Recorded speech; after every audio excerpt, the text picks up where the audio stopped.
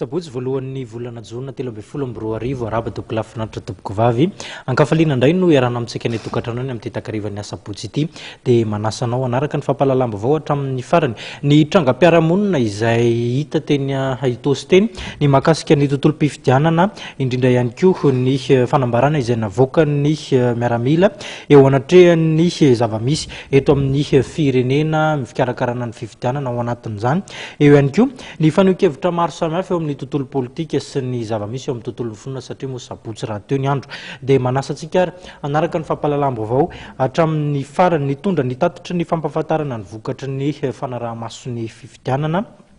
sy ny tondra ny fomba fijeriny makasika izay toedra raha-pirenena ankehitriny izay ry zareo eo anivon'ny KMF Knoe ao nisy mony fiaonana tamin'ny fampahalalam-baovao izay nitanteran'izy ireo teny amin'ny birao fiasany teny tamin'ny menateny teny antoerana ihany koa Claudia Rasolson naka ny sary Mamra Samuel.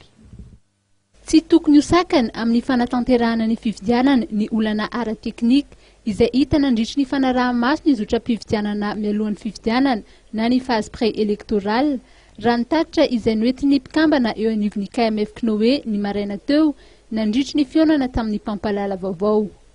Nambaran'izy ireo fa azo atao tsara ny manarina ny lesika raha toa ka tazomina amin'ny faha 4 ny volana Jolay ihany ny fifidianana filoham-pirenena fiodinana voalohany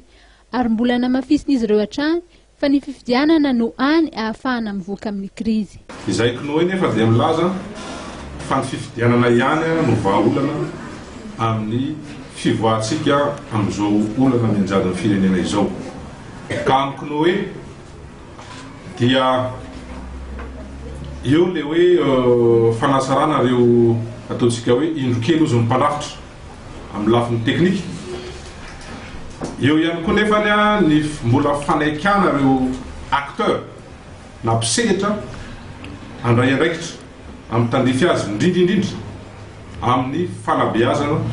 izay tokony atao mafy dia mafy amin'ny lafiny ty hoe fanabeazana momba ny bulletin tokana. Ary tafiditra ao anatin'izay zany mahatonga any miteny hoe tsy tokony atao sakana intsony ka mbola eritreretina hoe hanemorana ny fifidianana ny ataoko hoe amin'ny lafiny teknika. Mametra fanontaniana ny KMF Knoe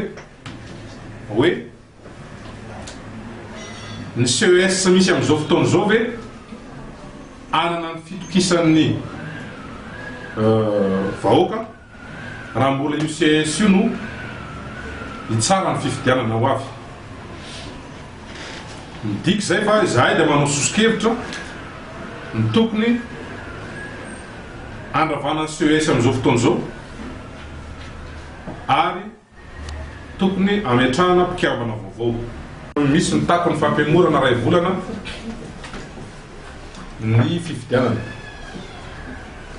Fanontaniana mipetraka